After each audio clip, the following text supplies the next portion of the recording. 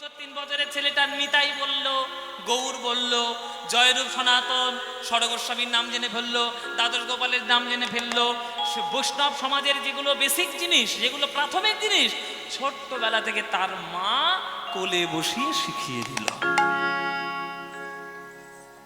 মায়েরা, তোমরা হলে মা, আর আমি তোমাদের কাছে ছেলের মতো। কি মায়েরা, আমি তোমাদের কাছে ছেলের মতো না? খুব একটা বুড়ো ধারা হয়েছে বলে মনে হয়? খুব একটা বুড়ো লাগছে আমার? হ্যাঁ, কচি মতো লাগছে না? ও মায়েরা, আমি তোমাদের ছেলের মতো। তোমাদের কাছে আমি হাত জোড়ে করে বলছি, তোমরা সন্তানকে মানুষ করো। তোমরা সবাই বলো আমার রামের মতো ছেলে চাই, রামের মতো ছেলে চাই। রামের মতো ছেলে পেতে গেলে নিজেকে কৌশল্যা হতে হবে। ভালো জমি না হলে কি ভালো ধান হয়? তোমরা তো জমি। আমাদের পুরুষের কি কাজ আছে? পুরুষ বীজটা বপন করে দিতে পারলো, ব্যাস, আর কি কাজ? 10 মাস 10 দিন ধরে তোমার গর্ভেই কিন্তু ছেলেটা মানুষ হবে। মা, তোমার গর্ভে যখন ছেলেটা মানুষ হবে, সেই গর্ভ যেন পবিত্র হয়। ভালো পবিত্র গর্ভ না হলে ভালো সুসন্তান জন্ম নেয় না। এটা আমি বলছি না, মহাভারতের যুগ থেকে, সত্য যুগ থেকে কলিযুগ পর্যন্ত মেনে আসছি। মা যেমন করে গর্ভকালীন অবস্থায় যেমন জীবন যাপন করবে, তার সন্তান ঠিক তেমনই হবে। তাই মা, তোমাদের কাছে করজোরে অনুরোধ, বাচ্চাদেরকে সংস্কার দাও। মার কোলে বসে বসে সংস্কার পেয়ে আজকে শ্রীনিবাস হয়ে গেল ভক্ত, সমস্ত কিছু জেনে ফেলল। আচ্ছা, হরি বল। তা মায়েরা, আজকে সেই শ্রীনিবাস ধীরে ধীরে ধীরে ধীরে বয়স হয়েছে, তার 7 বছর বয়স হয়েছে। 7 বছর বয়সেই শ্রীনিবাস বলছে তার বাবাকে, বাবা, বাবা, আমার পড়াশোনা করতে খুব ভালো লাগে বাবা, তুমি আমায় পড়াশোনা শেখাবে? পাড়ার লোকের আশ্চর্য হয়ে গেল। যে বয়সে ছেলেরা খেলাধুলো করার জন্য পাগল হয়ে যায়, সেই বয়সে তোর ছেলে পড়াশোনা করবে বলছে? এ গঙ্গাধর, ছেলেটাকে কি ফালতু পেয়েছিস? অনেক ভাগ্য করে এমন ছেলে পাওয়া যায়। ভালো করে পড়াশোনা করা, ভালো করে পড়াশোনা করা। যত বড় বড় গুরু আছে আশেপাশে, সবার কাছে গিয়ে শিক্ষা দেওয়া, সবার কাছে গিয়ে শিক্ষা দেওয়াচ্ছি মায়েরা। শ্রীনিবাস সবার কাছে শিক্ষা পেল। সবার কাছে শিক্ষা পেয়ে মায়েরা মাত্র 14 বছর বয়সে শ্রীনিবাস ভট্টাচার্য হয়ে গেল মহাপণ্ডিত। মাত্র 14 বছর বয়সে। যে পড়াটা করতে চাইলে অন্যান্য ছেলেদের 1 মাস লাগে, সেই পড়াটা শ্রীনিবাসে একদিনে করে দেয়। এত তার মেধা, এত তার বুদ্ধি, এত তার সাহস, আর পড়াশোনার প্রতি তার প্রবল আগ্রহ। এমন আগ্রহ হয়ে গেল, মাত্র 14 বছর বয়সে সে মহাপণ্ডিত হয়ে গেল।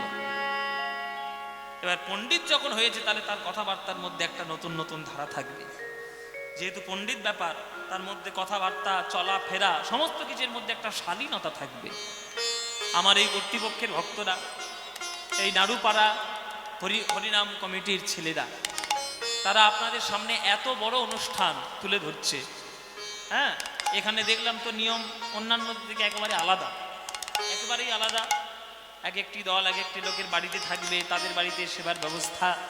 আজকের 2টো কীর্তন, কালকের 2টো কীর্তন, তারপরের দিন সারা দিন থেকে সারা রাত এত সুন্দর করে তারা কীর্তনের ব্যবস্থা করেছে, সুন্দর করে। তাই এত সুন্দর আসরটাকে যারা, ওরা যেন আরো ভালো করে করতে পারে।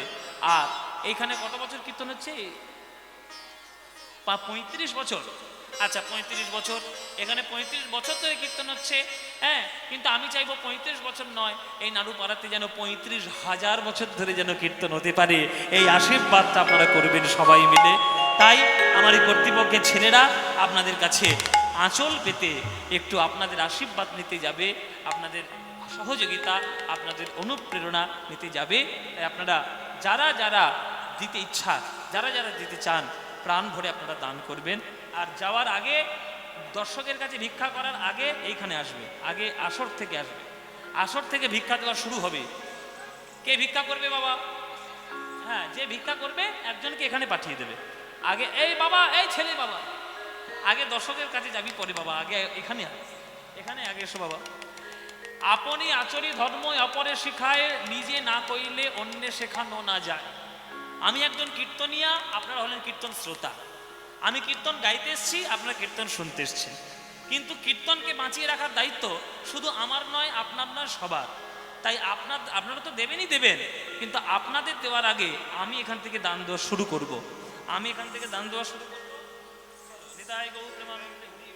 এই দান দেওয়া শুরু হলো, এইবার আপনাদের কাছে যাবে। এবার শুরু করো। এবার যারা যারা ভিক্ষা করছিলেন এবার শুরু করো, ভক্তদের কাছে যাবে। মায়েরা আপনারা যার যেমন ইচ্ছা তার যেমন দান করবেন, প্রাণ খোলা দান করবেন। তবে একটা অনুরোধ, কচি কচি 1 টাকাগুলো ঘরে রেখে আসবেন। ওই কচি কচি 1 টাকাগুলো বড্ড ঝেড়ে দেয় কীর্তনের আসরে। বলে কোথাও চলবে না, ট্রেনে নেবে না, বাসে নেবে না, এইখানে ঝেড়ে দিই। কীর্তনিয়ারা বড় ভিখিরি, ওরা নিয়ে নেবে। আমাদের তো মোটা, আমরা তো আমাদের দিলে নিই না। এরা বিপদে পড়ে কমিটির ছেলেরা, কোথায় যে চালাবে ঠিক নেই। মায়েরা ওই ঠুং ঠাং ঠুং কাং আওয়াজ না করে একটু কর্মরে আওয়াজ হলে ভালো হয়। কি বললাম বুঝে নাও, এত ব্যাখ্যা করা যাবে না, বুঝে নাও কি বললাম। দান ভরে একটু ভিক্ষা করবে, আপনার প্রাণ ভরে দান দেবেন। কীর্তন হচ্ছে বাঙালিদের সব থেকে প্রিয় গান। এই গান ধরে রাখতে গেলে আপনাদেরও সাহায্যের দরকার, আমাদেরও সাহায্যের দরকার। এখান থেকে শুরু করে দিলাম, এবার আপনারা প্রাণ ভরে দান দিন। 14 বছর বয়স হয়ে গেল শ্রীনিবাস ভট্টাচার্যের। শ্রীনিবাস এসে একদিন বাবার কাছে বলছে গঙ্গাধর ভট্টাচার্যকে, বাবা বাবা বাবা, তুমি সবসময় এরকম পাগলের মতো হয়ে থাকো কেন বাবা? লোকে তোমার পণ্ডিত মশাই বললে তুমি সাড়া দাও না, হ্যাঁ, ঠাকুর মশাই বললে সাড়া দাও না, ভট্টাচার্য মশাই বললে সাড়া দাও না, গঙ্গাধর নাম ধরে ডাকলেও সাড়া দাও না, চৈতন্য বললেই তুমি সাড়া দাও। চৈতন্য নামটা তোমার এত পাগল হয়ে যাও তুমি চৈতন্য নামে। চৈতন্য কে? কে চৈতন্য? কার নামে তুমি এত পাগল, আর কার জন্য তুমি এত পাগল হয়ে রয়েছ? তখন গঙ্গাধর বলছে, ওরে শ্রীনিবাস, চৈতন্য নামে যার নামে আমি পাগল হয়েছি, তাকে যে একবারে দেখবে সেই তো আমার মতো পাগল হবে। ওরে শ্রীনিবাস, তুই যেমন আজকের পড়াশোনা করছিস, আমিও একদিন ওইভাবে পড়াশোনার মধ্যে ডুবেছিলাম। পড়াশোনার নেশার মধ্যে এমন করে ডুবে গেলাম যে আমার ইচ্ছে থাকা সত্ত্বেও আমি নিমাইয়ের সঙ্গে হরিনামে দলের নাম লেখাতে পারি নাই, আমি কীর্তন করতে পারি নাই। শ্রীনিবাস, আমার নিমাই হলো চৈতন্য, আমার গৌরাঙ্গ হলো চৈতন্য। আমি যখন কীর্তনে নাম লেখাতে গেলাম তখন আমার সোনার নিমাই সোনার নদিয়া ছেড়ে সন্ন্যাসী হয়ে চলে গেল। ওরে শ্রীনিবাস, আমার ইচ্ছা থাকলেও আমি তাকে মনের মতো করে সেবা করতে পারলাম না। ওরে শ্রীনিবাস, তুইও আমার মতো হয়েছিস, মাত্র 14 বছর বয়সে মহাপণ্ডিত হয়েছিস। আর পড়াশোনা করতে হবে না বাবা, পড়াশোনা সারা জীবনে অনেক করতে পারবি, কিন্তু গৌরাঙ্গ মহাপ্রভুকে আর কখনো পাবি না। যত তাড়াতাড়ি পারিস গৌরাঙ্গ মহাপ্রভুর চরণ ধর, চৈতন্যের চরণ আশ্রয় কর। ও, তাহলে মা যে আমাকে কোলে কোলে বসে ওই যে চৈতন্য চৈতন্য চৈতন্য করতো, ওই সেই চৈতন্য? হ্যাঁ, ওই তো চৈতন্য। আমার নিমাই হলো চৈতন্য, আমার গৌরাঙ্গ হলো চৈতন্য। তাই নাকি? ওই আমার চৈতন্য? বাবা, তুমি তো মহাপ্রভুকে দেখেছো, তুমি তো গৌরাঙ্গ মহাপ্রভুকে দেখেছো, আমি তো কখনো তাকে দেখিনি। তাকে দেখতে কেমন? তাকে দেখতে কেমন? ওরে শ্রীনিবাস, তার দিকে যে একবার তাকাবে তার অন্যদিকে তাকাতে কখনো ইচ্ছে হবে না। তবে লোকে বলে তুই নাকি খানিকটা মহাপ্রভুর মতোই দেখতে, তোকে দেখতে খানিকটা নিমাইয়ের মতোই। হ্যাঁ, ওই জন্য তোকে লোকে দ্বিতীয় নিমাই বলে, দ্বিতীয় গৌর বলে। আর আমার গৌরের দেখতে, ওরে বাবা, আমার গৌর যেমন দেখতে, না তার রূপের তুলনা হয়, না তার গুণের তুলনা হয়। শ্রীনিবাস কেমন দেখতে ছিল জানিস? সে যখন নবদ্বীপের রাস্তা দিয়ে চলে যেত তখন সকল যুবক যুবতী তার অন্তরে অন্তরে বাসনা হতো, যদি গৌরাঙ্গের চরণ দুটি হৃদয়ে ধরতে পারতাম। ওইভাবে মহাপ্রভু চলে যেত। কেমন করে যেত জানিস? ধবল পাটের জোর পড়েছে, রাঙা রাঙা পাড়ে দিয়েছে, ধবল পাটের জোর পড়েছে, রাঙা রাঙা পাড় দিয়েছে। মহাপ্রভুর রূপ বর্ণনা হচ্ছে, উলুধ্বনি দিন।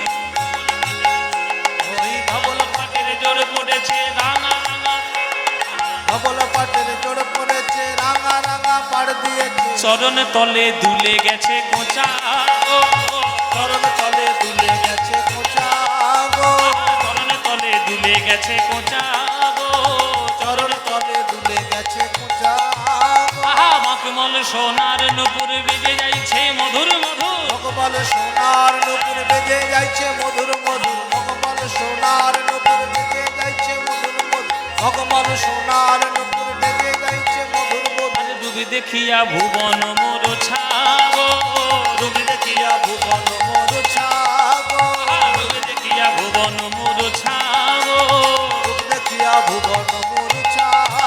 অমন দিঘলে দিঘল কাঁচর চলে তাই গুজেছে চাপা ফুল, দিগল দিগল চাচল ফুল গায়ে দিয়েছে চাপা ফুল, দিঘলে দিঘল কাঁচর চুল তাই গুজেছে চাপা ফুল, দিগল দিগল চাচল ফুল গায়ে দিয়েছে চাপা ফুল। আর ললাট মাঝে ভুবন মোহন ফোঁটা গো, ললাট মাঝে ভুবন মোহন ফোঁটা গো, ললাট মাঝে ভুবন মোহন ফোঁটা গো, ললাট মাঝে ভুবন মোহন ফোঁটা গো। আর মহাপ্রভুকে দেখতে যে একবার দেখবে সে আর কোথাও যেতে পারবে না, ওই রাস্তার মধ্যেই দাঁড়িয়ে থাকবে। ও মায়েরা, প্রেম কখনো করেছো? কেউ করেনি, এরা কেউ প্রেম করেনি। তোমরা প্রেম করনি বুঝবে কি করে?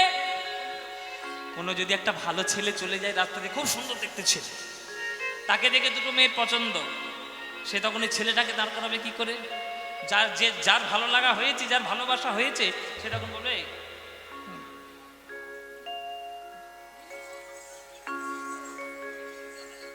একটু ডেকে নিয়ে হয় না, একটু ডেকে নিয়ে হয় না, একটু ফোন নাম্বারটা দে না, একটু মিস কল মারি।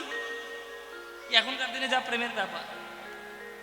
মহাপ্রভুকে যে একবার দেখতো নবদ্বীপে মাঝে, তার অন্যদিকে কোনো মন থাকতো না।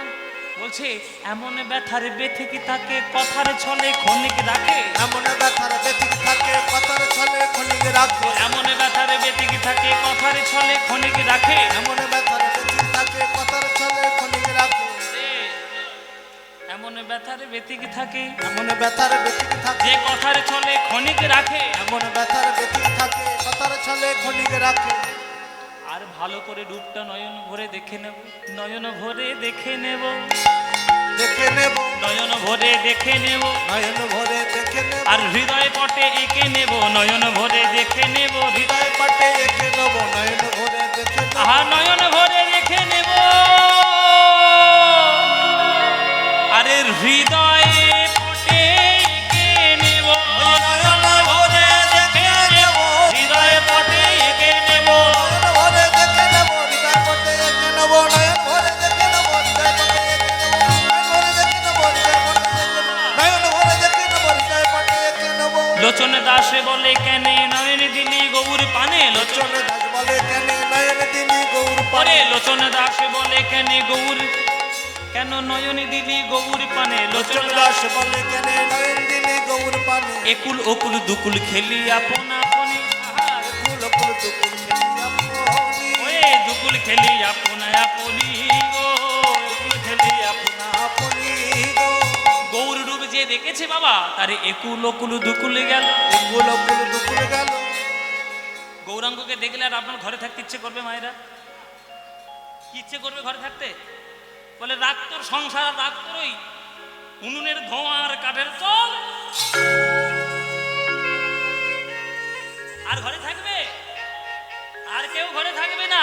একুল ওকুল দুকুল গেল, ফুল ফুল দুকুল গেল, একুল ওকুল দুকুল গেল, ফুল ফুল দুকুল গেল, ওই গোরা পানে নয়ন দিয়ে একুল ওকুল দুকুল গেল, গোরা পানে নয়ন দিয়ে ফুল ফুল দুকুল গেল, গোরা পানে নয়ন দিয়ে গৌর গৌর গৌর বলে, গোরা পানে নয়ন দিয়ে গৌর গৌর গৌর বলে, গোরা পানে নয়ন দিয়ে গৌর গৌর গৌর বলে, গোরা পানে নয়ন দিয়ে গৌর গৌর গৌর বলে, গোরা পানে নয়ন দিয়ে গৌর গৌর গৌর বলে, গোরা পানে নয়ন দিয়ে আহা একুল ওকুল দুকুল গেল, ফুল ফুল দুকুল গেল, ওই দুকুল খেলি আপনা আপনি গো, দুকুল খেলি আপনা আপনি গো, দুকুল খেলি আপনা আপনি গো।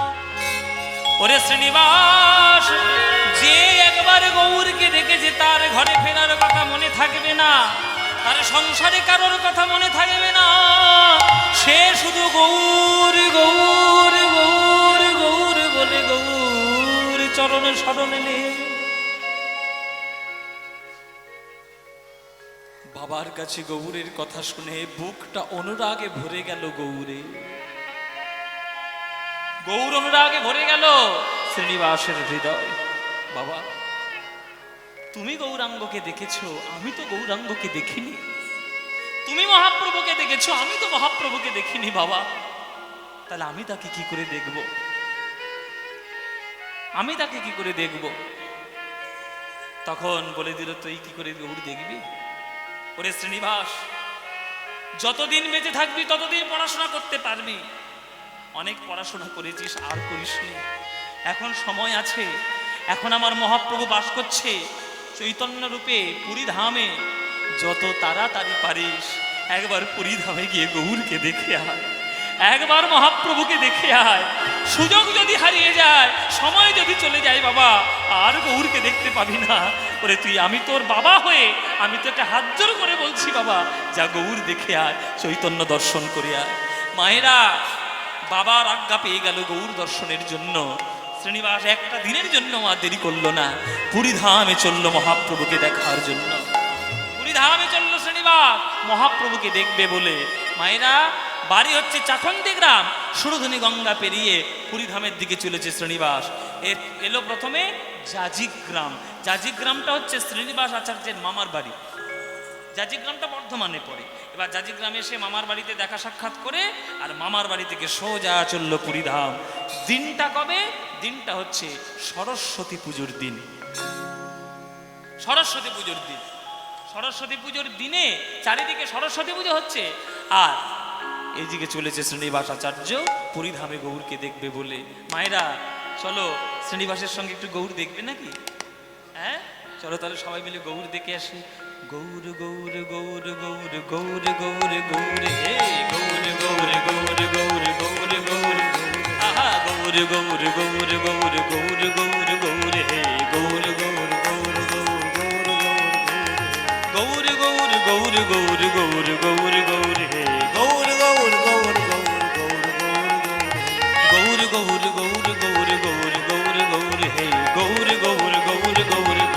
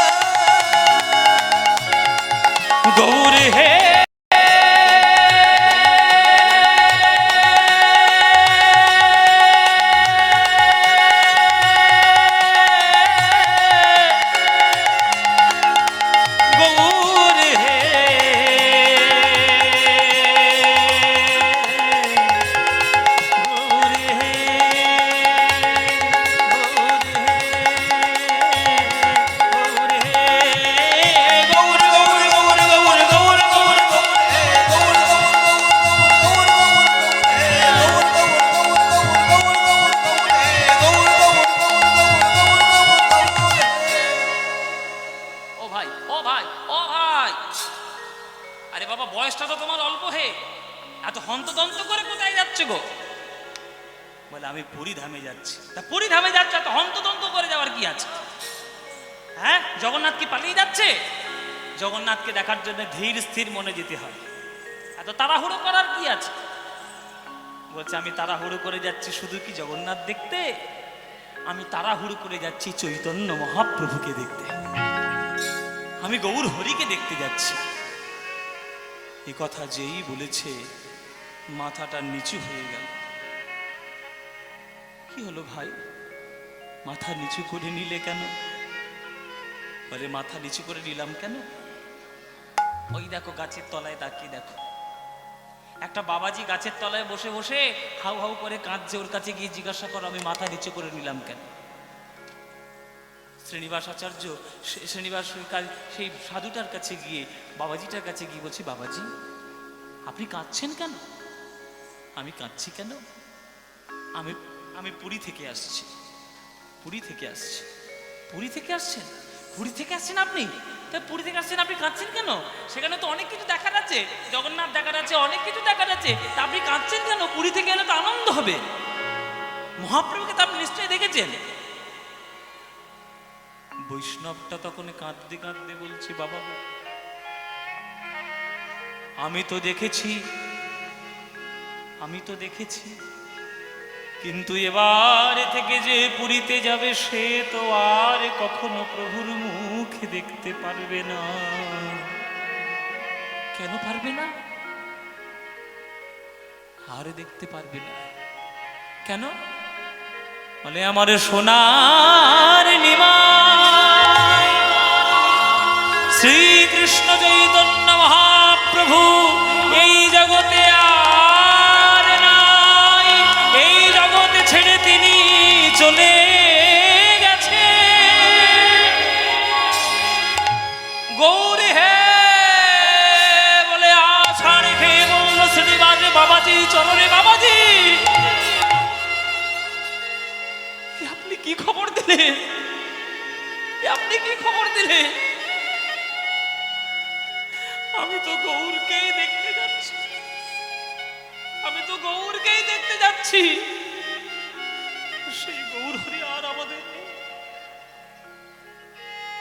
ওই গোরারু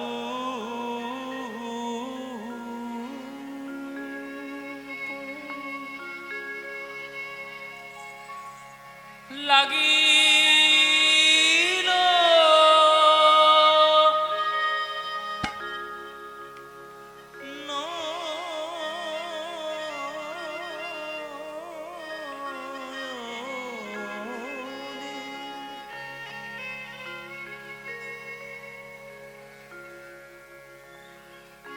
আমি আর যে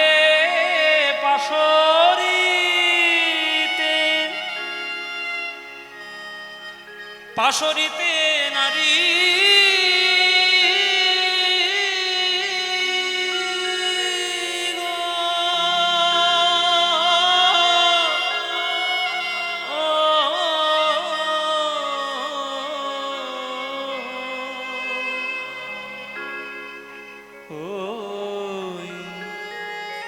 গোরারু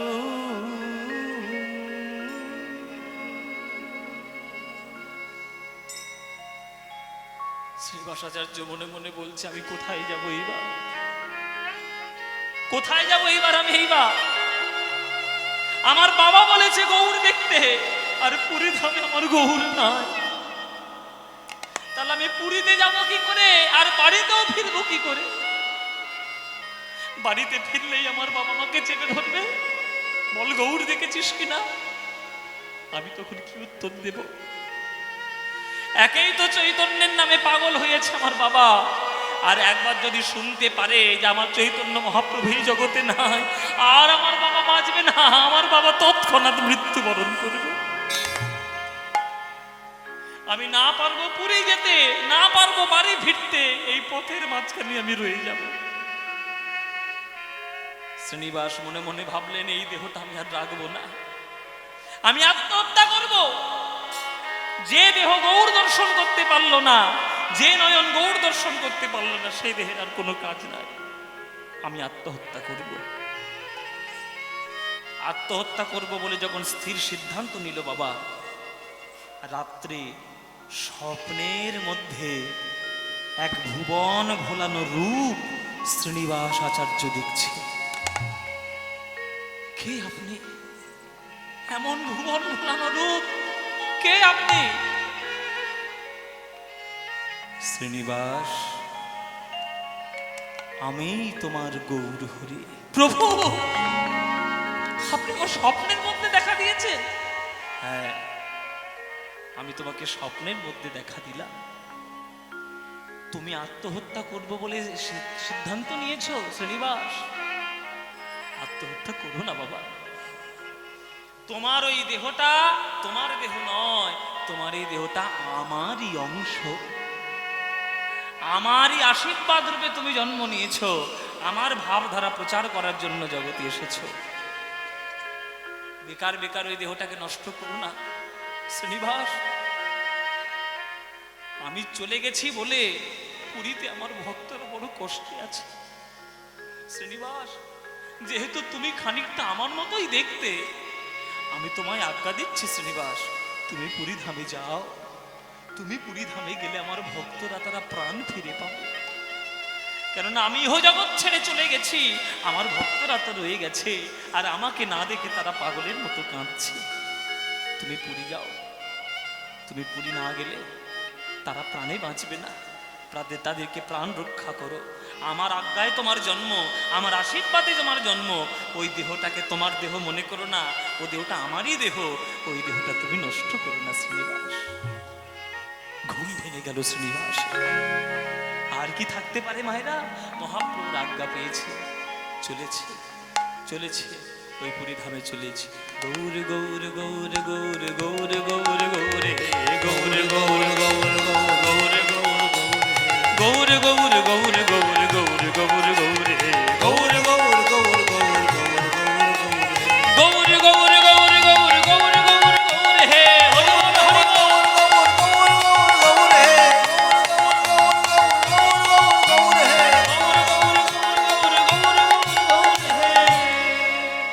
পুরীধাম এসে হাজির হলো শ্রীনিবাস আচার্য। যেই মহাপ্রভুর মতো রূপ নিয়ে শ্রীনিবাস আচার্য পুরীতে হাজির হলো, পুরীতে খবর ছড়িয়ে পড়লো নিমাই এসছে, নিমাই এসছে, আবার নতুন করে নিমাই এসছে। কি বলছো ভাই, মহাপ্রভু এসছে? বলে হ্যাঁ, এমন একটা ছেলে এসেছে না, একেবারে মহাপ্রভুর মতো দেখতে। আজ থেকে 30 বছর আগে যেমন করে মহাপ্রভু দেখতে ছিল, একেবারে সেরকম দেখতে। পুরীতে খবর ছড়িয়ে পড়লো মহাপ্রভুর দ্বিতীয় রূপ এসেছে। পুরীতে যারাই আসছে মায়েরা, তারাই শ্রীনিবাসকে চরণ ধরে তারা প্রণাম করছে, বলে আমরা আমাদের গৌরকে আবার ফিরে পেয়েছি। যারা কাঁদছিল, যারা হাউ হাউ করে যাদের দুঃখ প্রকাশ হচ্ছিল, আজকে শ্রীনিবাসকে দেখে তাদের প্রাণ দেহর মধ্যে আবার ধারণ হলো। যেই পুরীধামে এসেছে অমনি ভক্তগণ বলছে, হে শ্রীনিবাস, তোমার কাছে শুধু হাত জোড়ো করে প্রার্থনা, তুমি আগে চলে যাও টোটা গোপীনাথের মন্দিরে। বলে কেন, গোপীনাথের মন্দিরে কি আছে? বলে গোপীনাথের মন্দিরে রয়েছে গদাধর, বামে প্রিয় গদাধর, দক্ষিণে নিতাই। যে বাম দিকে মহাপ্রভুর থাকতেন গদাধর, শ্রীমতী রাধা রানীর ভাব অবলম্বন করে যিনি রয়েছেন। মহাপ্রভু চলে যাওয়ার জন্য সেই গদাধর বড় প্রাণ সংকটে রয়েছেন। শ্রীনিবাস, তুমি গেলে অন্তত তার দেহ ধারণ হবে, তার মন অন্তত শান্ত হবে। ওগো শ্রীনিবাস, তুমি গোপীনাথের মন্দিরে যাও। ঠিক আছে, তাহলে গোপীনাথের মন্দিরে যাই। চলল শ্রীনিবাস গোপীনাথ। দেখা দাও গো গোপীনাথ, দেখা দাও ও গো গোপীনাথ। তাই গৌর হরি হরি বল। দেখা দাও গোপীনাথ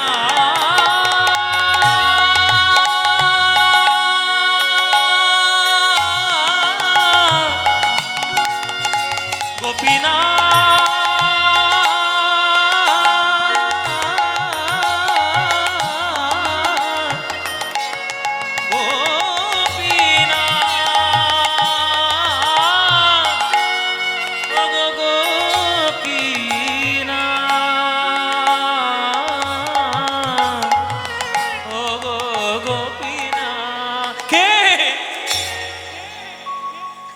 গান গাইতে গাইতে কে আসছে? কণ্ঠস্বরটা পরিচিত বলে মনে হয়, এ তো মনে হয় আমার নিমাইয়ের গলা। কে আসছে? গদাধর চমকে উঠলে, এ কি? এ তো যেন আমার মনে হচ্ছে নিমাইকে দেখছি। কে বাবা তুমি, তোমার নাম কি? বলে আমার নাম হলো শ্রীনিবাস। শ্রীনিবাস, 30 বছর আগে আমার মহাপ্রভুর যেমন দেখতে ছিল, তোমাকে একদম সেই রকম দেখতে শ্রীনিবাস। আমার মহাপ্রভুর রূপ নিয়ে তুমি এসেছো শ্রীনিবাস। এসো শ্রীনিবাস, বসো আমার সামনে, এই গোপীনাথের সামনে তুমি বসো।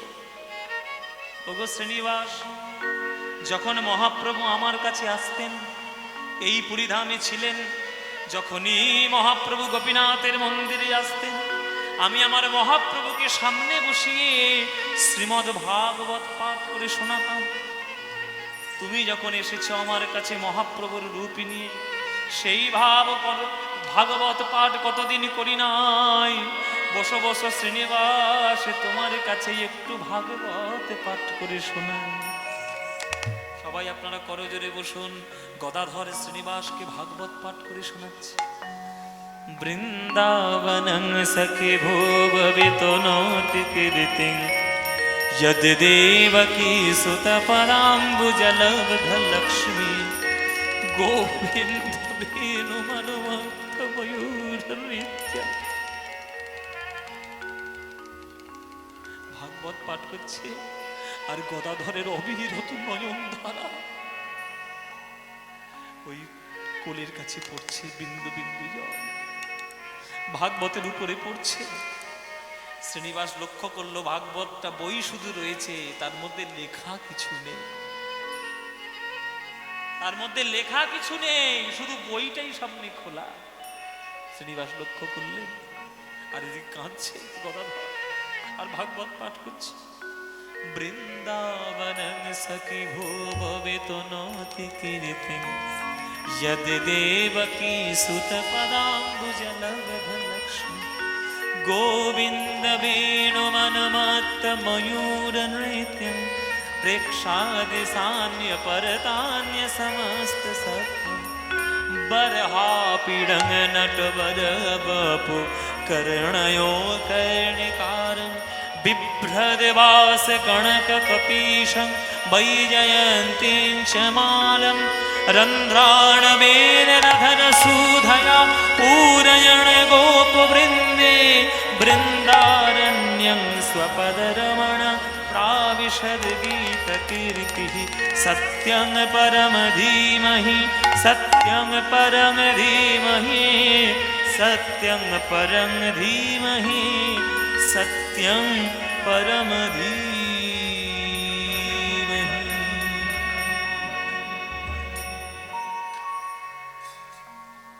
শ্রীনিবাস আচার্য বলছে, হে গদাধর প্রভু, আপনি তো গ্রন্থের দিকে তাকালেনই না, আপনি তো অনর্গল ভাগবত বলে গেলেন, তাহলে কি ভাগবত আপনার মুখস্থ হয়ে গেছে? তখন গদাধর বলছে, গো শ্রীনিবাস, ওই মহাপ্রভুকে যখন আমি ভাগবত পাঠ করে শোনাতাম, প্রভুর নয়নে ধারা আমার সামনে যত বয়ে যেত, আমার নয়নে ধারা ততই বয়ে যেত। নয়ন ধারার জল পড়তে পড়তে ভাগবত গ্রন্থের মধ্যে আর কিছু লেখা নেই, সব শ্লোক মুছে গেছে, সব শ্লোক মুছে গেছে শ্রীনিবাস। শুধু ভেতরে আমার সব শ্লোক মুখস্থ আছে বলে আমি বলতে পারছি, আমি সেই শ্লোকগুলো সব বলতে পারছি। শ্রীনিবাস, শ্রীনিবাস, তুমি আমার মহাপ্রভুর রূপ ধরে এসেছো। শ্রীনিবাস, তুমি ভালো করে ভাগবত শোনো। শ্রীনিবাস, আমি তোমাকে ভাগবত শুনিয়ে আমি মহাপ্রভুকে যেমন করে শোনাতাম, আমি তেমন করে তোমার কাছে শুনি আমার মনের আনন্দ ভাগ করি। ভাগবত শোনালো বাবা, ভাগবত শোনালো। ভাগবত শোনানোর পর বলছে, শ্রীনিবাস, তুমি আর যারা যারা ভক্ত আছে সবার কাছে দেখা করে এসো, কেননা মহাপ্রভু চলে গেছে বলে তারা সবাই পাগল হয়ে আছে, তুমি গেলে তাদের হৃদয়ের একটু ভাবগতি পরিবর্তন হবে। শ্রীনিবাস আচার্য বলছে যে সবাইকে তো দেখতে পাচ্ছি, একজনকে তো দেখতে পাচ্ছি না। বলে, কাকে দেখতে পাচ্ছ না? বলে, নামাচার্য হরিদাসকে তো দেখতে পাচ্ছি না। আমার বাবার মুখে শুনেছি হরিদাস ঠাকুরের কত কথা, 3 লক্ষ করে নাম জপ করত হরিদাস ঠাকুর। সেই হরিদাস ঠাকুর কই? তাকে তো দেখতে পাচ্ছি না। তখন গদাধর বলছে, তোমার বাবা সব বলেছে আর এটা বলেনি যে মহাপ্রভুর চলে যাওয়ার আগে হরিদাস ঠাকুর এই জগৎ ছেড়ে চলে গেছে। ও শ্রীনিবাস, আমার সঙ্গে এসো। গদাধর হাত ধরে নিয়ে গেল শ্রীনিবাসকে সমুদ্রের ধারে, যেখানে মহাপ্রভু নিজের হাতে হরিদাসের সমাধি দিয়েছে। ওই দেখো হরিদাস ঠাকুরের সমাধি, ওই দেখো সমাধি। মহাপ্রভু নিজের হাতে বালি খুঁড়ে মহাপ্রভু নিজের হাতে হরিদাসকে সমাধি দিয়েছে ওই সমুদ্রের ধারে। যে হরিদাস ঠাকুর মরণের সময় বলেছিল, হে প্রভু আমি আর কিছুই চাই না, নয়নে হেরিব তোমার সুন্দর বদন, হৃদয়ে ধরিব তোমার যুগল চরণ, বদনে ভরিবে বলিব আমি শ্রীকৃষ্ণ চৈতন্য নাম, এইভাবে মোর নিষ্ক্রমণ হবে প্রাণ। সেই হরিদাস ঠাকুরের সমাধি এই হলো, তুমি প্রণাম করে নাও একবার। হরিদাস ঠাকুরের সমাধিতে গিয়ে প্রণাম করছি, আর শ্রীনিবাস কেঁদে কেঁদে হরিদাস ঠাকুরের সমাধি ছুঁয়ে বলছে, ও ঠাকুর হরিদাস এই কৃপা করো মোরে, আমার ঠাকুর হরিদাস এই কৃপা, হৃদয় গৌর হরি বল।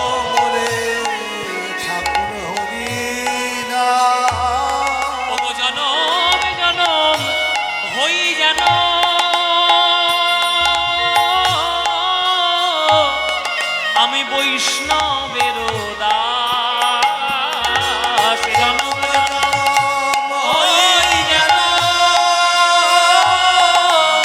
বৈষ্ণবের দাস, যেন কৃষ্ণ নাম বলতে পারি, কৃষ্ণ নাম বলতে পারি, ভগবদন ভরে হরি হরি বলে কৃষ্ণ নাম যেন বলতে পারি, মদন ভরে হরি বলে কৃষ্ণ নাম যেন বলতে পারি, ভগবদন ভরে হরি বলে ওগো যেই নাম সেই কৃষ্ণ, মদন ভরে বলতে পারি নাম সেই কৃষ্ণ, মদন ভরে বলতে পারি, যেই নাম সেই কৃষ্ণ, মদন ভরে বলতে পারি, বলতে পারি। সেই সমাধিতে গিয়ে প্রণাম করলো শ্রীনিবাস, হরি বল। মায়েরা শ্রীনিবাস প্রণাম করে নিয়ে পুরীধামে সবাইকে হৃদয় শান্ত করিয়ে দিয়ে এইবার পুরিয়ে ওই শ্রীনিবাস বাড়িতে চলে এলো। বাড়িতে চলে এসে বাবা মা আশীর্বাদ করলো, বাবা মহাপ্রভুকে যখন দর্শন করতে পারিসনি, তার পার্শ্বদগণকে দর্শন করেছিস, বাবা আর তোর এই সংসারে কোনো কাজ নাই, এখন তোর অনেক কাজ, এইবার তুই মধুময় বৃন্দাবনে চলে যা, যা বৃন্দাবনে যা, বৃন্দাবনে গিয়ে তুই কৃষ্ণ ভজন কর, বৃন্দাবনে কৃষ্ণ ভজন করতে পারলে তুই এই জগতের সর্বশ্রেষ্ঠ ধন রাধা গোবিন্দের প্রেম লাভ করতে পারবি। চলেছে শ্রীনিবাস বৃন্দাবনে, গোঠের রাখা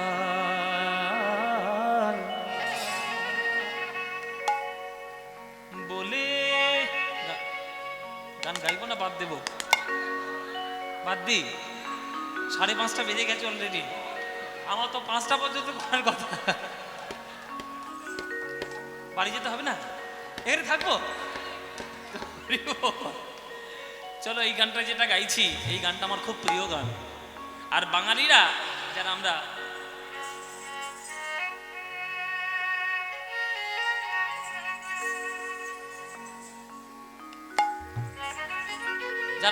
আমরা বৃন্দাবনে যাই, এই গান গাইতে গাইতে যাই।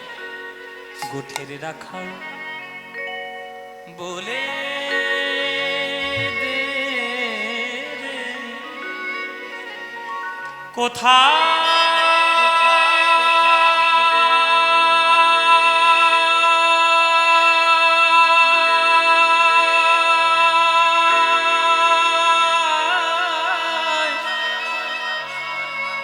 বৃন্দাবন।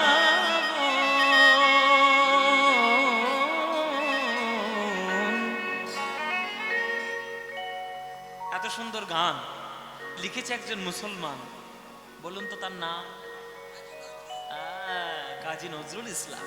আহা, ওনার মতো কবিকে পেয়ে আমরা বাংলার মানুষরা, আমরা বাঙালিরা ধন্য ধন্য।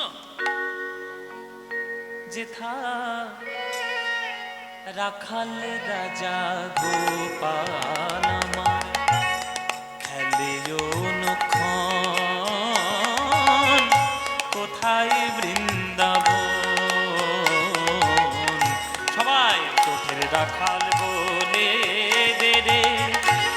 কোথায় বৃন্দাবন, রাখাল রাজা গোপাল আমার খেলিও নখন, কোথায় বৃন্দাবন, গোঠের রাখাল বলে দেবে কোথায় বৃন্দাবন, রাখাল রাজা গোপাল খেলিও তখন, কোথায় বৃন্দাবন। আজও যেথা মিলন রসে, চাঁদ হাসে রে চাঁদের পাশে, আজও যেথা মিলন রসে, চাঁদ হাসে রে চাঁদের পাশে। আজও যেথা মিলন রসে, চাঁদ হাসে রে চাঁদের পাশে, আজও যেথা মিলন রসে, চাঁদ হাসে রে চাঁদের পাশে। ও মাইরা, বৃন্দাবনে একটা চাঁদ না বৃন্দাবনে দুটো চাঁদ? কাজী নজরুল ইসলাম বলছে চাঁদ হাসে রে চাঁদের পাশে, তাহলে বৃন্দাবনে দুটো চাঁদ। বৃন্দাবনে দুটো চাঁদ কে কে, কি কি চাঁদ? হ্যাঁ, আমি আপনাদের অঙ্গভঙ্গির মধ্যে বলে দেবো, বুঝে নিতে পারলে বুঝে নাও, দেখে নাও। আজও যেথা মিলন রসে, চাঁদ হাসে রে চাঁদের পাশে। দেখো, আজও যেথা মিলন রসে, চাঁদ হাসে রে চাঁদের পাশে। বলো কে? হ্যাঁ, এটা দাঁড়িয়ে রয়েছে, এটা দাঁড়িয়ে রয়েছে। এইটা মানে কে? কৃষ্ণ। আর এইটা মানে রাধা। তাহলে কৃষ্ণ একটা চাঁদ, রাধাও একটা চাঁদ। কৃষ্ণ চাঁদ হাসে রাধা চাঁদের পাশে, রাধা চাঁদ হাসে কৃষ্ণ চাঁদের পাশে। আর দুই চাঁদের মিলন রসে যে প্রেম তৈরি হয়েছে, সেই প্রেমের জ্যোৎস্নায় গা ভাসাবো বলে সবাই মিলে বৃন্দাবনের ধুলো গায়ে মাখা। আজও যেথা মিলন রসে, চাঁদ হাসে রে চাঁদের পাশে। আজও যেথা মিলন রসে, চাঁদ হাসে রে চাঁদের পাশে। যেথা পথের ধুলায় ছড়িয়ে আছে, পথের ধুলায় ছড়িয়ে আছে শ্রীহরি চন্দন, কোথায় বৃন্দাবন, রথের রাখাল বলে দেবে কোথায় বৃন্দাবন, রাখাল রাজা গোপাল খেলিও তখন, কোথায় বৃন্দাবন। কোথায় বৃন্দাবন, যেথা কৃষ্ণ নামের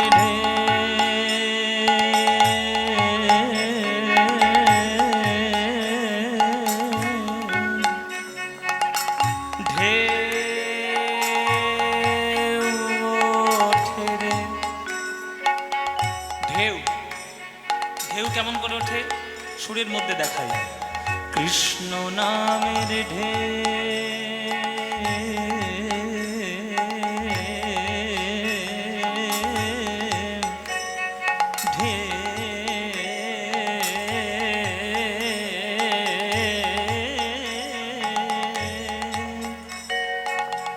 ঢেউ ওঠে রে সুনীল যমুনায়, তমাল বনে আজও কানো। নপুর শোনা যাচ্ছে মায়েরা? নপুর শোনা যাচ্ছে? নপুর শোনা।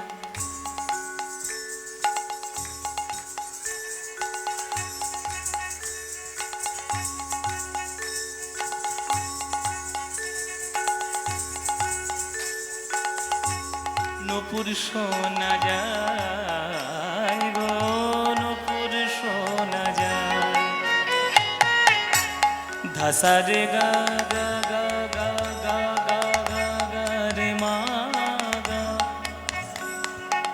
ধাসা রে গা গা গা গা গা গা পা গা রে মা গা গা গা পা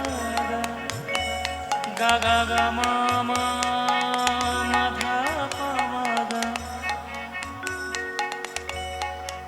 গা গা মা পা মা মা মা ধা ধা পা সা নে ধা পা ধা পা মা গা গা পা গা ধা পা মা রে গা সা গা রে গা রে সা যেথা কৃষ্ণ নামের ঢেউ ওঠে রে সুনীল যমুনায় তমাল বনে আজ কানুর নকুর শোনা যায় গো নকুর শোনা যায় আজও যেথা কদম তলে বেনু বাজে সাঁঝ সকালে আগে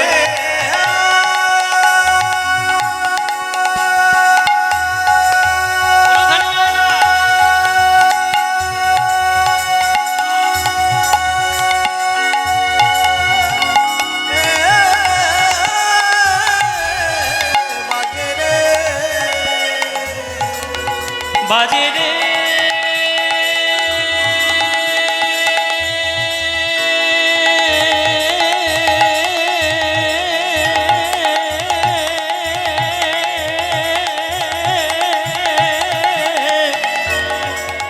বাজে রে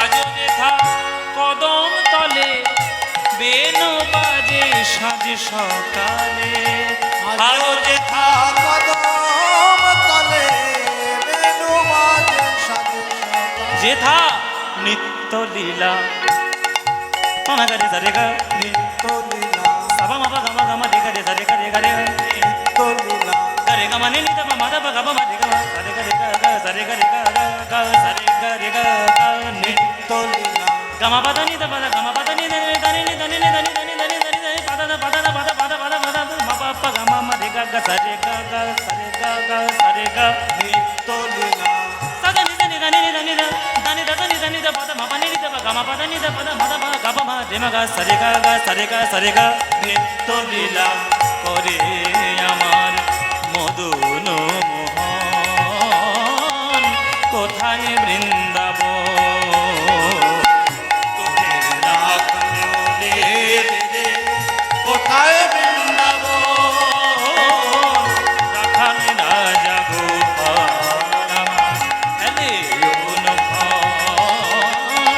কোথায় বৃন্দাবন কোথায় বৃন্দাবন কোথায় বৃন্দাবন কোথায় বৃন্দাবন কোথায় বৃন্দাবন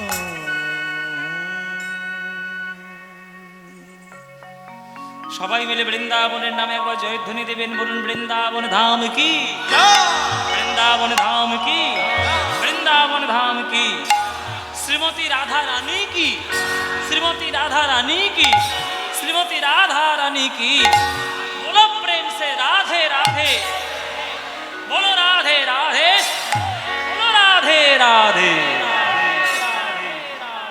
রাধা রানীর নাম না হলে হ্যাঁ কি বলে হুলির গান এখন হুলি শুরু হয়েছে যেদিন হুলি হবে সেদিন রং দিয়ে যাবো আমি হুলির গান গাইবো না হরি বল বৃন্দাবনে আমরা এলাম বৃন্দাবনে শুধু আমরা এলাম না মায়েরা বৃন্দাবনে কে এলো শ্রীনিবাস শ্রীনিবাস এলো বৃন্দাবনে এবার বৃন্দাবনে যখন শ্রীনিবাস এলো তখন বৃন্দাবনে কিন্তু বিরাট বিরাট গোস্বামীগণ কিন্তু বাস করছে সেই গোস্বামীগণের মধ্যে একজন বিরাট বড় গোস্বামী ছিলেন তার নাম হচ্ছে গোপাল ভট্ট গোস্বামী ও মায়েরা গোপাল ভট্ট গোস্বামী কে ওই যে আমরা বলি না জয়রূপ সনাতন ভট্ট রঘুনাথ শ্রীজীব গোপাল ভট্ট এই যে গোপাল ভট্টের নাম এলো গোপাল ভট্ট দাস রঘুনাথ এই গোপাল ভট্ট হচ্ছে বৃন্দাবনের একজন বিরাট বড় গোস্বামী বৈষ্ণব এই গোপাল ভট্টের বাড়ি কিন্তু বৃন্দাবনে নয় এই গোপাল ভট্টের বাড়ি ছিল দক্ষিণ ভারত সাউথ ইন্ডিয়া এই গোপাল ভট্ট কে? এই গোপাল ভট্ট ছিল, আস্তে আস্তে কথা নয় গো মায়েরা, এই গোপাল ভট্ট ছিল শ্রীরঙ্গম মন্দিরের ওই বিষ্ণু যে মন্দির আছে শ্রীরঙ্গমে, সেই শ্রীরঙ্গম মন্দিরের পূজারী ছিল বেঙ্কট ভট্ট। মহাপ্রভু যখন দক্ষিণ ভারত বেড়াচ্ছিলেন, সেই দক্ষিণ ভারত বেড়ানোর সময় চাতুর্মাস্য ব্রত করেছিল এই বেঙ্কট ভট্টের বাড়িতে। এই বেঙ্কট ভট্ট ছিল শ্রীরঙ্গম মন্দির যে বিষ্ণু মন্দির আছে ওই মন্দিরের পূজারী। এবার বেঙ্কট ভট্টের বাড়িতে মহাপ্রভু 4 মাস ছিলেন। সন্ন্যাসীদের চাতুর্মাস্য ব্রত বলে একটা ব্রত হয়, আপনারা জানেন কিনা জানি না বাবা। আষাঢ় মাসের পূর্ণিমা থেকে কার্তিক মাসের পূর্ণিমা পর্যন্ত এই 4 মাসটাকে চাতুর্মাস্য ব্রত বলে। এই চাতুর্মাস্য ব্রতে কি হয়, সন্ন্যাসীরা এই চাতুর্মাস্য ব্রতে সাধনা করেন, গ্রন্থ পড়েন, সাধনা করেন, ভাগবত পাঠ করেন, শুধুমাত্র সাধনার জন্য 4 মাস তাদের রাখা। তো এই চাতুর্মাস্য ব্রত মহাপ্রভু করেছিলেন বেঙ্কট ভট্টের বাড়িতে। আর এই বেঙ্কট ভট্টের ছেলে হচ্ছে গোপাল ভট্ট। তখন গোপাল ভট্ট খুব বাচ্চা, তখন বাচ্চা বলে তখন মহাপ্রভু ওই সেবার জন্যে বেঙ্কট ভট্ট বলেছিলেন, এই গোপাল ভালো করে মহাপ্রভুকে সেবা করবি, ভালো করে মহাপ্রভুকে সেবা করবি। হ্যাঁ, মহাপ্রভুকে সেবা না করলে হবে না, তো মহাপ্রভুকে সেবা করবি, এইটা যখন বলেছিল তখন এই গোপাল ভট্ট মহাপ্রভুকে খুব সেবা করতেন। আর মহাপ্রভু গোপাল ভট্টকে আজ্ঞা দিয়ে গেছিলেন, ওরে গোপাল তুই পড়াশোনায় খুব ভালো, ভালো করে পড়াশোনা শিখে নে, তোদের যত শাস্ত্র দক্ষিণ ভারতে আছে এত শাস্ত্র উত্তর ভারতে নাই, তুই সমস্ত শাস্ত্র পড়ে মুখস্থ করে তুই মাথায় করে উত্তর ভারতে নিয়ে যাবি, বৃন্দাবনে নিয়ে যাবি। এটা মহাপ্রভু আজ্ঞা দিয়ে গেছিলেন। সেই থেকে গোপাল ভট্ট ওই মহাপ্রভুর আজ্ঞায় শাস্ত্র সমুদ্র মন্থন করে বড় বড় শাস্ত্র পড়ে সেই গোপাল ভট্ট একটা গ্রন্থ রচনা করেছিলেন। সেই গ্রন্থটা এখনো পর্যন্ত মহাপ্রভুর কৃপায় পাওয়া যায় বাবা। সেই গ্রন্থটার নাম হচ্ছে হরি ভক্তি বিলাস। কি বললাম? হরি ভক্তি বিলাস। আদি হরি মানে হরি ভক্তি বিলাসের ভালো ব্যাখ্যা এবং ভালো গ্রন্থ, যদিও খুব একটা সচরাচর নয়, কিন্তু ওই অক্ষয় লাইব্রেরি থেকে একটা বেরিয়েছে, মোটা, এই মোটা অক্ষয় লাইব্রেরিতে একটা বেরিয়েছে, গোপাল ভট্ট দাস বিরচিত শ্রী শ্রী হরিভক্তি বিলাস। সেই হরিভক্তি বিলাস গ্রন্থটি নানান শাস্ত্রের সমুদ্র মন্থন করে সার মর্মগুলো ওই গোপাল ভট্ট রচনা করেছিলেন। সেই গোপাল ভট্ট বৃন্দাবনে থাকতেন। যখন শ্রীনিবাস আসবে ওই গোপাল ভট্টের কাছে, তার আগের দিন রাত্রে মহাপ্রভু গোপাল ভট্টের স্বপ্নের মধ্যে এসেছে। মহাপ্রভু, প্রভু আপনি স্বপ্নের মধ্যে দর্শন দিলেন, কি আজ্ঞা বলুন প্রভু। তখন মহাপ্রভু বলছে, গোপাল আমারই অংশজাত এক ভক্ত তোমার কাছে আসবে, তার নাম হচ্ছে শ্রীনিবাস। ওই শ্রীনিবাস এলে তুমি তাকে দীক্ষাটা দিয়ে দিও গোপাল। হ্যাঁ, তুমি তাকে দীক্ষা প্রদান করো, এইটা স্বপ্নের মধ্যে বলে গেছিলেন। সেই গোপাল ভট্ট তার কাছে যেই এসেছে শ্রীনিবাস, ওই শ্রীনিবাস আসতেই গোপাল ভট্ট 2 বাহু তুলে বলছে, এসো শ্রীনিবাস। গুরুদেব আপনি আমার নাম জানেন? জানবো না, মহাপ্রভু তো গতকাল রাত্রে আমাকে স্বপ্নের মধ্যে বলে দিয়ে গেছে তুমি আসছো। আমি মহাপ্রভুর স্বপ্নাদেশ পেয়ে গেছে শ্রীনিবাস, আমি তোমাকে দীক্ষা দেব, তুমি আমার রাধারমণকে সেবা করবে। শ্রীনিবাস আমার কৃপায় তুমি দীক্ষা পাও, আমার রচিত গ্রন্থ তোমাকে আমি দান করে গেলাম শ্রীনিবাস। এই গ্রন্থ যাতে লোকের ঘরে ঘরে পৌঁছে যায়, এই দায়িত্বটা তোমায় নিতে হবে শ্রীনিবাস। মহাপ্রভু আমায় আজ্ঞা দিয়েছিলেন যে দক্ষিণ ভারতের সমস্ত শাস্ত্র মন্থন করে আমি যেন উত্তর ভারতে নিয়ে আসি। মহাপ্রভুর আজ্ঞায় আমি সমস্ত শাস্ত্র পড়াশোনা করে এই গ্রন্থ রচনা করেছি। এই হরিভক্তি বিলাস আমি তোমায় প্রদান করলাম, এই গ্রন্থ যেন সবার দুয়ারে দুয়ারে যায়, তুমি দেখে নিও, তোমার উপর দায়িত্ব দিলাম। গোপাল ভট্ট তার সেবিত রাধারমণ বিগ্রহকে শ্রীনিবাসকে প্রদান করলেন। ও মায়েরা, এই রাধারমণ নিয়ে একটা গল্প আছে। এই রাধারমণ ছিল, বৃন্দাবনের রাধারমণ এই ছোট্ট, কিন্তু ছিল একটা শিলা পাথর। ওই গোপাল ভট্ট তাকে সেবা করত। গোপাল ভট্টের শিলাগ্রাম শিলাটাই, শালগ্রাম যে শিলাটা, ওই শালগ্রাম শিলাটাই কিন্তু রাধারমণ নাম। এইবার ওই রাধারমণ নাম শিলাটা যখন পুজো করত, একবার বৃন্দাবনে একটা মাড়োয়ারি এসে সমস্ত বৃন্দাবনের মূর্তিদেরকে গয়না দিয়ে যাচ্ছে। এবার সেই মাড়োয়ারিটা জানতে পারলো গোপাল ভট্ট বলে একটা বিরাট বড় গোস্বামী থাকেন, তার বাড়িতে আমি কিছু গয়না দিয়ে আসি। এবার এসে সেই মাড়োয়ারি বলছে, বাবাজি আপনাকে আমি কিছু গয়না দিতে চাই। তখন গোপাল ভট্ট বলছে, তুমি গয়না দিয়ে কি করবে? আমার তো শালগ্রাম শিলা, লোকের মূর্তি, তাকে নিয়ে তুমি গয়না দিয়ে তুমি তাকে ভালো করে সাজালে, কিন্তু আমার তো শালগ্রাম শিলা, আমি ওকে গয়না কি করে পরাবো? আমি সোনা ছুঁই না, আমাকে সোনা দিতে হবে না, আমি নেব না, আমি সোনা নেবই না। মায়েরা, মারোয়ারি বলছে, আমি যখন দেব বলে এসেছি, আমার দেওয়ার দায়িত্ব, এবার আপনি পড়াবেন কি পড়াবেন না সেটা আপনার ব্যাপার, আমার দেওয়ার দায়িত্ব আমি দিয়ে যাব। এই বলে সেই মারোয়ারি সোনার গয়না নিয়ে রেখে চলে গেল গোপাল ভট্টের কাছে। এবার গোপাল ভট্ট ঠাকুরের কাছে গিয়ে কাঁদছে, ঠাকুর, সব মন্দিরে তোমার মূর্তি, তারা কত সুন্দর করে ওই সোনার গয়না দিয়ে তোমায় সাজাবে, আর আমার শালগ্রাম শিলা বলে আমি সাজাতে পারবো না। মারোয়ারি ভক্ত দিয়ে গেল, তারা মূর্তি বলে তারা সাজতে পারবে, আমার শালগ্রাম শিলা সাজতে পারবে না, এই বলে ঠাকুরের কাছে কাঁদছে। মায়েরা, কি হলো জানো? ভোরবেলায় কান্নাকাটি করার পর রাত্রে চলে গেল, আর ভোরবেলায় যেই মন্দিরের দরজা খুলেছে, দেখলো সেই শালগ্রাম শিলার ভেতর থেকে রাধা রমণ রূপে গোবিন্দ নিজেকে প্রকাশ করে ফেলেছে। সেই মন্দির শালগ্রাম শিলার ভেতর থেকে রাধা রমণ রূপে প্রকাশ পেয়েছে। শুধু প্রকাশ হয়নি মায়েরা, গয়নাগুলো নিজেই পরে নিয়ে গোবিন্দ নিজেই দাঁড়িয়ে রয়েছে মূর্তি ধারণ করে। সেই রাধা রমণ আমি তোমাকে দিয়ে গেলাম, এই নাও শ্রীনিবাস, এই নাও শ্রীনিবাস, ভালো করে তুমি এই রাধা রমণকে সেবা করবে। দীক্ষা হয়ে গেল মায়েরা। গোপাল ভট্টের কাছে দীক্ষা নিল শ্রীনিবাস। দীক্ষা নেওয়ার পর যখন বৃন্দাবনে কৃষ্ণ নামের তিনি ভজন করছেন, এমন সময় বৃন্দাবনে দুইজন হাজির হলেন, একজন নরোত্তম দাস ঠাকুর আর একজন হচ্ছে শ্যামানন্দ প্রভু। আপনারা এই দুটোই ভক্তের লীলা আপনারা গান শুনেছেন, নরোত্তম দাস ঠাকুরের লীলাও শুনেছেন, কেননা এই লীলাটা আমার গুরু, শুধু এই লীলা শ্যামানন্দ লীলাও আর নরোত্তম ঠাকুরের লীলা আমার গুরুর তৈরি। আমার গুরুদেব যিনি কীর্তন সম্রাট শ্রীমন ভট্টাচার্য মহাশয়, যার কাছে আমার কীর্তন শেখা, হ্যাঁ, তো উনি এইসব পালাগুলো তৈরি করেছেন। কি করে পালা তৈরি করতে হয় ওনার কাছে শিখতে হবে, এমন করে কোথা থেকে যে কি তৈরি করে ফেলে ভগবান জানে। এই নরোত্তম দাস ঠাকুরের পালা কেউ জানতো না, কোনোদিন জানতো না, আমার গুরুদেবী প্রথম প্রকাশ করলেন। তো যাই হোক, সেই নরোত্তম দাস ঠাকুর আর সেই শ্যামানন্দ প্রভু ওই শ্রীনিবাস আচার্যের সঙ্গেই তারা বসবাস করলেন বৃন্দাবনে। এবার কৃষ্ণ ভজন যখন বৃন্দাবনে শেষ হয়ে গেল, এবার বৃন্দাবনের কার্য সমাধা করে তারা বাড়িতে মানে বাংলায় ফিরে আসছে। বাংলায় ফিরে আসছে মায়েরা, সম্পত্তি নিয়ে হাজির হচ্ছে। সম্পত্তি কি? গোপাল ভট্ট আজ্ঞা দিয়ে গিয়েছিলেন যে আমার গ্রন্থ যেন দুয়ারে দুয়ারে প্রকাশ হয়, তার দায়িত্ব তোমায় নিতে হবে। তাই বৃন্দাবনের যত দামি দামি গ্রন্থ ছিল, একটা গরুর গাড়ি ভর্তি করে সেই দামি গ্রন্থ বৃন্দাবন থেকে বাংলায় আসছে। বৃন্দাবন থেকে বাংলায় আসছে হরিভক্তি বিলাস, হ্যাঁ, এদিকে উজ্জ্বল নীলমণি, ভক্তি রসামৃত সিন্ধু, কত বড় বড় গ্রন্থ সব গরুর গাড়ি বোঝাই হয়ে বৃন্দাবন থেকে বাংলায় আসছে। বৃন্দাবন থেকে বাংলায় আসছে মায়েরা। এবার বৃন্দাবন থেকে বাংলায় যখন আসছে, তখন আসার পথে একটা জায়গা পড়ে, সেই জায়গাটার নাম হচ্ছে বন বিষ্ণুপুর। কি বললাম? বন বিষ্ণুপুর। এই বন বিষ্ণুপুর কোন জেলায় আছে বলুন, জানেন? এই বন বিষ্ণুপুর হচ্ছে বাঁকুড়া জেলা।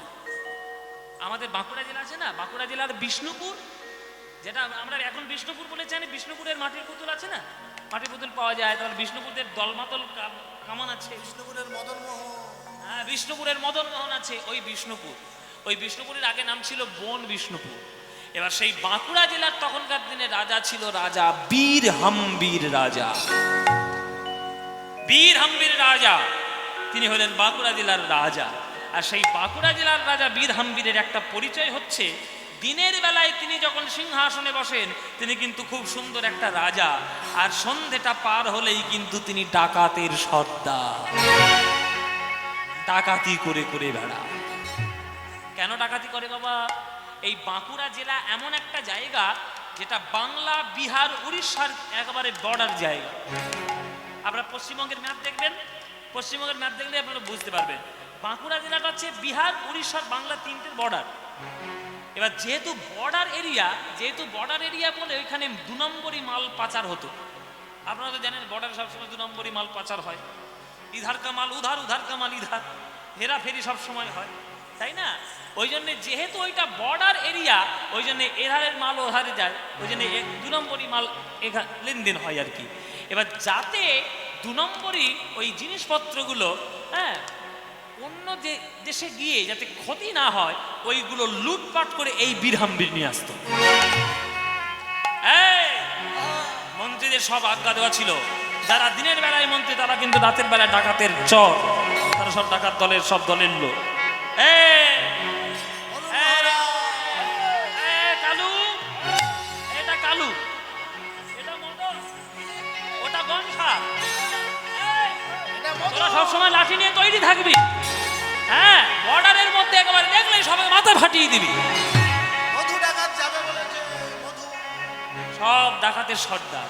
ও মায়েরা, একদিন দিনের বেলায় বীরহাম্বির বসে আছে, আর বীরহাম্বিরের একটা জ্যোতিষী ছিল।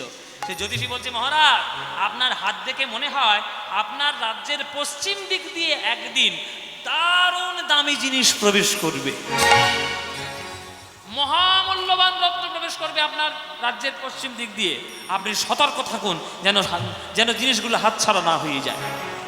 ঠিক আছে। এই কালু, এই মদন, এই গনসা, এই রঘু, সব লাঠি নিয়ে চলে যা, পশ্চিম দিকে চলে যা, মহারাজ এই তো মধু। পশ্চিম দিকে চলে যা। একদম যা পাবি লুটপাট করে মাথা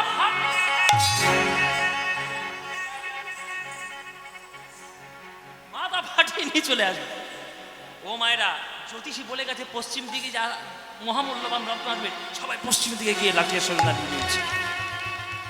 আরে বাবা, রত্ন আসবে না হিরে মণি আসবে সেটা তো আর জ্যোতিষী বলেনি। জ্যোতিষী বলেছে মহামূল্যবান রত্ন আসবে, তা ওই পথ দিয়ে ওই গরুর গাড়ি বোঝাই করা বই আসছে।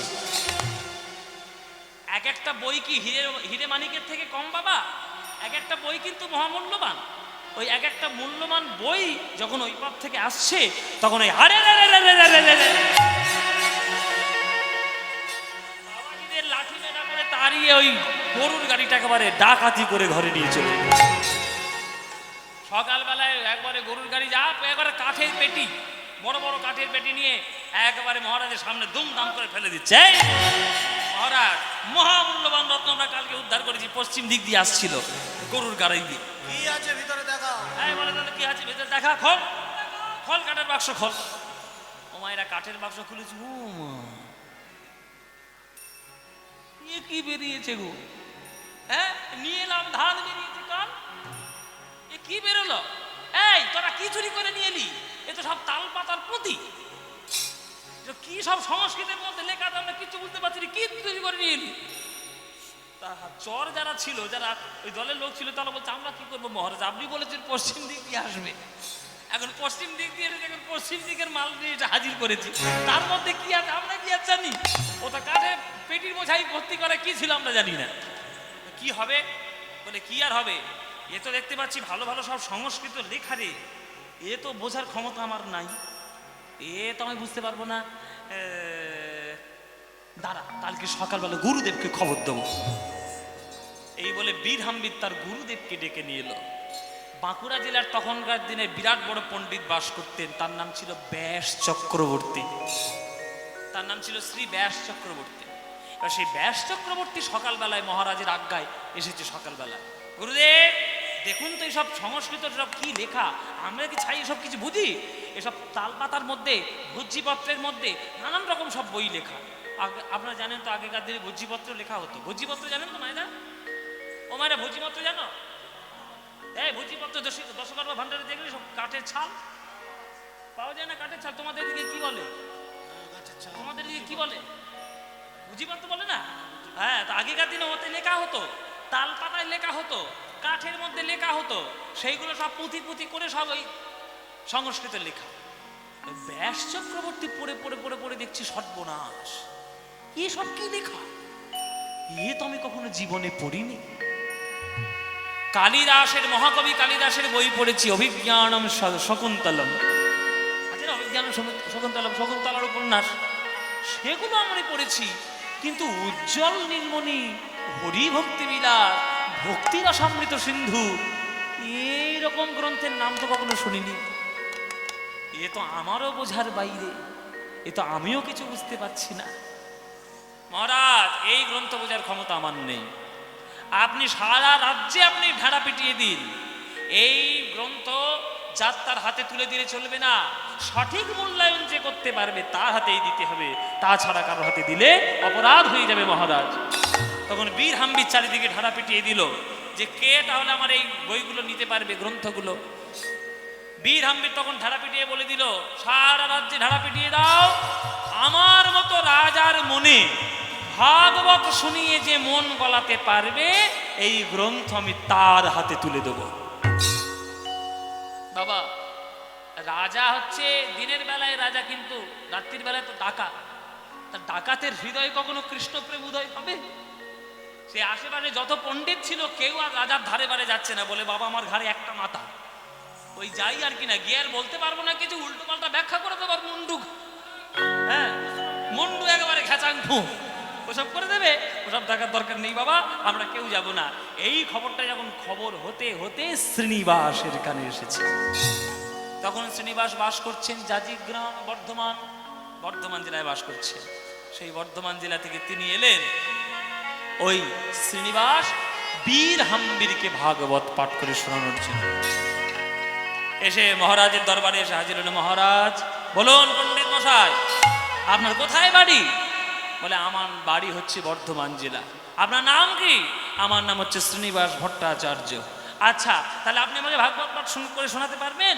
আপনি যদি আমার হৃদয়ের মধ্যে কৃষ্ণ প্রেম জাগ্রত করতে পারেন, এই গ্রন্থ আপনার হাতেই আমি তুলে দেবো। বলে আমি কার হৃদয়ে পারবো কার হৃদয়ে পারবো না সেটা তো আমার কিছু আমি জানি না। আমার গোবিন্দ যদি আপনার হৃদয়ের মধ্যে কৃষ্ণ প্রেম উদয় করায়, আমার গোবিন্দই পারবে, আর কেউ আপনার পারবে না। তাহলে বসুন মহারাজ, আপনাকে একটু ভাগবত পাঠ করে শুনুন।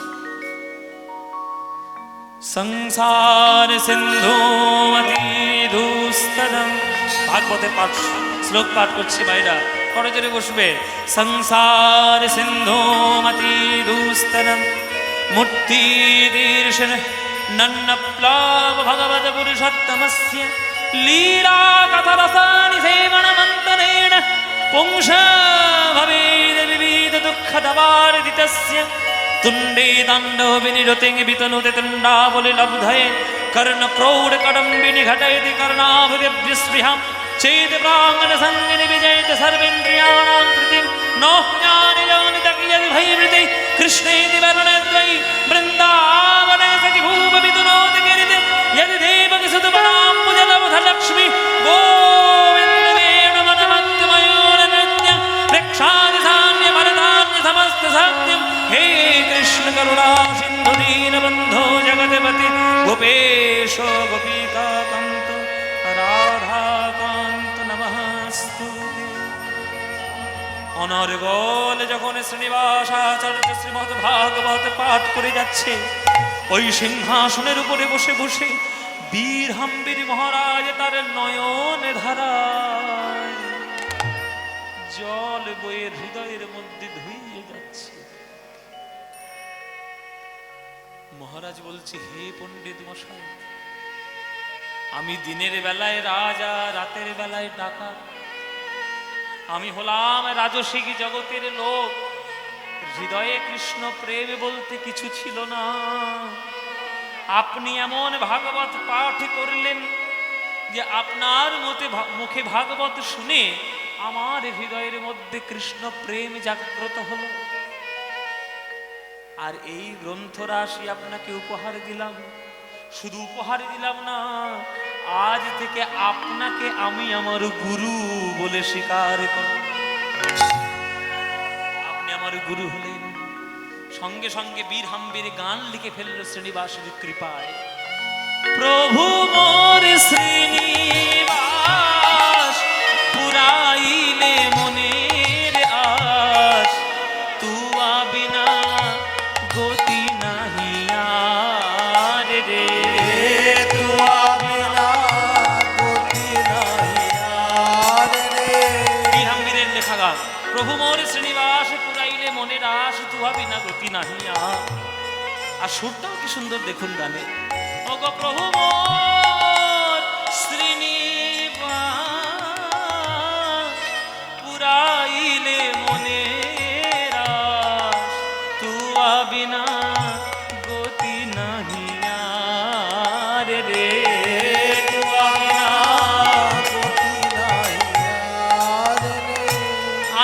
আছিন মায়ার কীট, আমার বড়ই লাগিত মিঠ, দেখাইলা অমিয়ার ধারে, দেখাইলা আমি আর ধারে। একটা গোবরের পোকা আর একটা মৌমাছি দুজনের মধ্যে বন্ধুত্ব হয়েছে। ও মায়েরা, একটা গোবরের পোকা আর একটা মৌমাছি দুজনের মধ্যে বন্ধুত্ব হয়েছে। এবার যখন দুজনের মধ্যে বন্ধুত্ব হয়েছে তখন ওই গোবরের পোকা আর মৌমাছি দুজনের মধ্যে আলোচনা করছে। মৌমাছি বলছে, হ্যাঁ রে গোবরের পোকা, তুই কি খাস? বলে, আমি কেন বিষ্ঠা খাই, আমি যেটা থাকি গোবরের মধ্যে থাকি আমি বিষ্ঠা খাই। বলে, তুই কি খাস? বলে, আমি কি খাই জানিস? আমি ফুলের মধ্যে সব থেকে মিষ্টি জিনিস খাই, তার নাম মধু। বলে, তুই মধু খাস? বলে, তুই কখনো মধু খেয়েছিস? বলে, আমি তো মধু খাইনি। বলে, খাবি নাকি একটু মধু? বলে, তাহলে আমাকে একবার একটু মধু খাওয়াতে পারবি? বলে, হ্যাঁ। মৌমাছি বলছে, তুই জগতের নিকৃষ্ট বস্তু গ্রহণ করিস আর আমি জগতের উৎকৃষ্ট বস্তু গ্রহণ করি, দেখবি কেমন মধু। সেই মৌমাছি একবার মধু মুখে করে নিয়ে এসে গোবরের পোকার মুখের মধ্যে দিয়েছে। যেই মুখের মধ্যে দিয়েছে সেই গোবরের পোকা বলছে, ওরে আমি সারা জীবন কি খেয়ে গেলাম আর তুই আমাকে কি খাওয়ালি? আর কি সে গোবরের দিকে কখনো ফিরে যাবে বাবা? আর কি গোবরের দিকে ফিরে যাবে মায়েরা? আর কোনোদিন ফিরবে না। এখানে তত্ত্ব আছে। এই গোবরের পোকা কারা? গোবরের পোকা হলাম আমরা। আমরা হলাম সংসার জীব, আমরা চিরকাল শুধু গোবরই খাচ্ছি, বিষ্ঠাই খাচ্ছি। আর মৌমাছি কারা? মৌমাছি হলেন গোবিন্দ চরণের ভক্ত বৈষ্ণবগণরা, সৎ বৈষ্ণব, সৎ গুরুদেব। তারা কৃষ্ণ নামের মধু তাদের মুখের মধ্যে লাগিয়ে রেখেছে।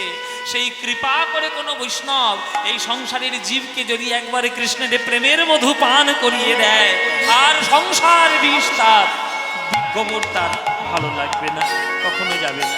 তাই বলছে, আছিন মায়ার কীট, আমার বড়ই লাগিত মিঠ, দেখাইলা অমিয়ার ধারে, দেখাইলা আমি আর ধারে। দেখাইলা অমিয়ার ধারে, দেখাইলা আমি আর ধারে। বীর হাম্বির হয়ে গেল শ্রীনিবাস আচার্যের শিষ্য। সেই গ্রন্থ রাশি সবগুলো নিয়ে শ্রীনিবাস আচার্য বাড়িতে ফিরে এলেন। একদিন শ্রীমদ্ ভাগবত পাঠ করছে আর রাস্তার সামনে দিয়ে রামচন্দ্র কবিরাজের পালকি যাচ্ছে। রামচন্দ্র কবিরাজ ঠাকুর, আপনারা তো রামচন্দ্র কবিরাজ ঠাকুরের পালা শুনেছেন তো? আমারই একটা ইউটিউবে দেওয়া রয়েছে রামচন্দ্র কবিরাজ ঠাকুর। বাবা, এখানে তো দেখছি ইউটিউবে ছড়াছড়ি হয়েছে, কতগুলো ইউটিউবে এসে বসে আছে, দেখো 6খানা ক্যামেরা নিয়ে বসে আছে। হ্যাঁ, এই পালাও হয়তো এবার দিয়ে দেবে কদিনের মধ্যে। সর্বনাশ করলো এরা, আমার যত পালা আছে সব দিয়ে দিচ্ছে, হয়নি তাই। আচ্ছা, তাহলে রামচন্দ্র কবিরাজ ঠাকুরের পালা আপনারা শুনেছেন। সেই রামচন্দ্র কবিরাজ এই রাস্তা দিয়ে যাচ্ছিল, ওই শ্রীনিবাস আচার্যের করুণায় রামচন্দ্র কবিরাজ ঠাকুর তার করুণা পেল। এবং শুধু করুণা পেল তা নয়, কেমন করে গুরু নিষ্ঠা করতে হয়, কেমন করে গুরু ভক্তি করতে হয়, এই রামচন্দ্র কবিরাজ ঠাকুর দেখিয়ে দিল জগৎ মাঝে। সে রামচন্দ্র কবিরাজ ঠাকুর। এদিকে শ্রীনিবাস আচার্যের যখন শেষ দিন এগিয়ে আসছে ধীরে ধীরে, শ্রীনিবাস আচার্য বৃদ্ধ হয়ে গেল। মায়েরা মাঝে মাঝে ধ্যানের মধ্যে ডুবে যেতেন। ধ্যানের মধ্যে ডুবে গিয়ে 3 দিন 4 দিন করে কেটে যেত, কোনো জ্ঞান থাকতো না। একবার শ্রীনিবাস আচার্য ধ্যানের মধ্যে বসে 7 দিন বসে রয়েছে ধ্যানের মধ্যে। মা গৌরপ্রিয়া দেবী চিন্তায় মগ্ন হয়ে গেলেন যে স্বামীর কি হলো, এতদিন ধরে তো কখনো ধ্যানের মধ্যে ডুবে থাকে না। তখন রামচন্দ্র কবিরাজ এসে বলছে, মা আপনার কোনো চিন্তা নেই, আমি গুরুদেবকে খুঁজে নিয়ে আসবো। এই বলে যেখানে শ্রীনিবাস আচার্য ধ্যান করছিলেন তার পাশে বসে গেল রামচন্দ্র কবিরাজ। রামচন্দ্র কবিরাজ বসে গিয়ে কি দেখলো মায়েরা জানো? গুরুদেব শ্রীনিবাস আচার্য বৃন্দাবনে বসে আছে, মানে ধ্যানের মধ্যে। ধ্যানের মধ্যে বৃন্দাবনে চলে গেছে। বৃন্দাবনে গিয়ে যমুনার পাড়ে বসে বসে শ্রীনিবাসাচার্য কাঁদছে। রামচন্দ্র কবিরাজ গিয়ে বলছে, গুরুদেব আপনি কাঁদছেন কেন যমুনার পাড়ে এসে? তখন বলছে, ওরে রামচন্দ্র, ললিতা সখী আমাকে একটা আজ্ঞা দিয়েছিলেন, রাধা রানীর নাকের বেশা হারিয়ে গেছে যমুনার জলে, আমাকে খোঁজার দায়িত্ব দিয়েছিল, সে এখন আমি উদ্ধার করতে পারলাম না, সেবা করতে পারলাম না বলে আমি কাঁদছি। রামচন্দ্র বলছে, গুরুদেব তাহলে আমি একবার চেষ্টা করে দেখি, আপনি যখন পারেননি, আমি যদি আপনি আজ্ঞা দেন তাহলে আমি একটু চেষ্টা করি। তুই খুঁজে পাবি? তাহলে আমার জন্য একটু খুঁজে দিয়ে দেখি। মায়েরা, গুরুদেবের এমন কৃপা যে 7 দিন ধরে শ্রীনিবাস পেল না, রামচন্দ্র যখনই ডুব দিল যমুনার জলে, একটু কিছুক্ষণের মধ্যেই সেই নাকের বেসর উদ্ধার হয়ে গেল। উদ্ধার হয়ে গেল নাকের বেসর। বলে, আমি 7 দিন ধরে পেলাম না, তুই একদিনেই পেলি, তাহলে দে আমার গুরুদেবকে দি। এই বলে রামচন্দ্র হাতে সেই নথ নাকের বেসর হাতে দিল শ্রীনিবাসের, শ্রীনিবাস হাতে দিল গোপাল ভট্টের, গোপাল ভট্ট হাতে দিল ললিতা সখীর, এবার ললিতা গিয়ে হাতে দিল রাধা রানীর। রাধা রানী বলছে, কিরে ললিতা, 7 দিন ধরে কোনো খোঁজ পেলাম না, আজকের হঠাৎ করে কে খুঁজে পেল? তখন ললিতাই বলে দিল, ওই শ্রীনিবাস আচার্য না, শ্রীনিবাস আচার্য ওই আচার্য প্রভুর শিষ্য, তার নাম রামচন্দ্র কবিরাজ, ওই খুঁজে পেয়েছে। তাই তাহলে রামচন্দ্রকে তো আশীর্বাদ করতে হচ্ছে। এই বলে রাধা রানী আমার যে পান খাচ্ছিলেন, যে তাম্বুল ভক্ষণ করছিলেন, সেই তাম্বুল দিল ললিতার হাতে। ওরে ললিতা, এই পান যেন রামচন্দ্র আর শ্রীনিবাসের হাতে যাই, তুই লক্ষ্য রাখবি।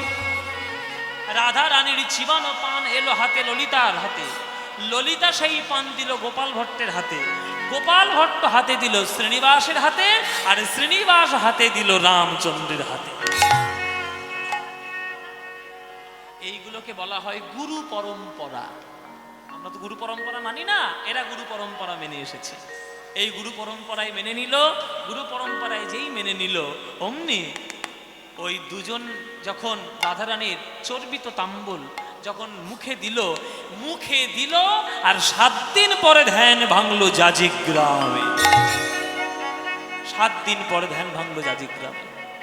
এবার জাজিগ্রামে ধ্যান ভেঙে জ্ঞান ফিরে দেখছে শ্রীনিবাস আচার্যের মুখে লাল দাগ, আর রামচন্দ্র কবিরাজের মুখেও লাল দাগ। মানে গুরুদেব আর শিষ্য দুজনেই সেই পান ভক্ষণ করেছে, আর দুজনের গালেই সেই পানের দাগ লেগে আছে। আর ধ্যান ভেঙে দুজন যখন দুজনের গালে ওই হাতে দেখলো লাল দাগ, গালে দেখলো লাল দাগ, তখন দুজনাই কাঁদিছে। ওগো দুজনাই কাঁদিছে, আজ রামচন্দ্র শ্রীনিবাস, ওগো দুজনাই কাঁদিছে, রামচন্দ্র শ্রীনিবাস দুজনাই কাঁদিছে, রামচন্দ্র শ্রীনিবাস, ওগো একে অন্যের জড়ায় ধরে, রামচন্দ্র শ্রীনিবাস একে অন্যের জড়ায় ধরে,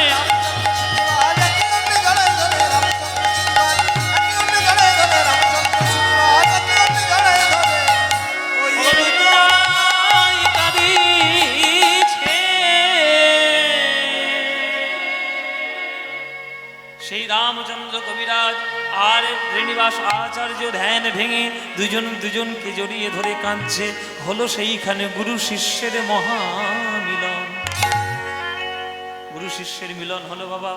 আপনারা যারা যারা গান শুনছেন, একবার হলেও অন্তত জাজিগ্রামে দর্শন করে আসবেন মায়েরা। বর্ধমান থেকে কাটোয়াগামী ট্রেনে উঠবেন, কাটোয়াগামী ট্রেনে উঠে কাটোয়ায় নেমে, কাটোয়াতে দেখবেন রেল লাইনের একেবারে ধারেই।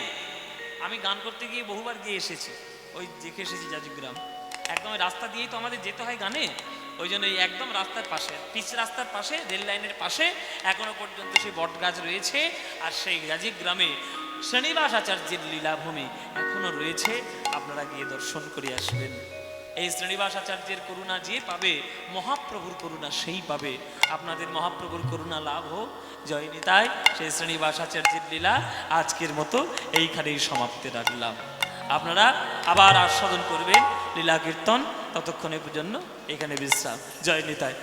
জয় জয় শ্রীনিবাসে জয় রামচন্দ্র, জয় জয় শ্রীনিবাসে জয় রামচন্দ্র। ও নিধুবনে নিত্য লীলা পরম আনন্দ, নিধুবনে নিত্য লীলা পরম আনন্দ।